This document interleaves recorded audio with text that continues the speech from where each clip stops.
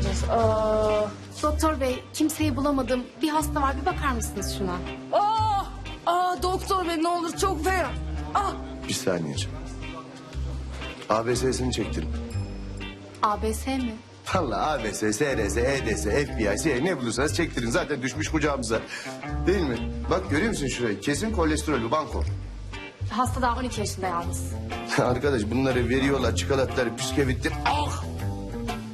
Çikolatları, püskevitleri bu yaşta kolesterol de çıkar, her şey de çıkar. Yalnız benim birazcık acelem var. Siz bunu başka bir hekim arkadaşa daha gösterin, garanti olsun. Tamam mı bacım? Bacım. Ya hemşire al işte göster şunu başkasına ya. Ben 2 tane beyin ameliyatına gideceğim. Lütfen, lütfen. Of senden yardım isteyen ne kabahat zaten. Sana anarşik söz almayayım apandisini. Zaten çok fena havaya girmişim.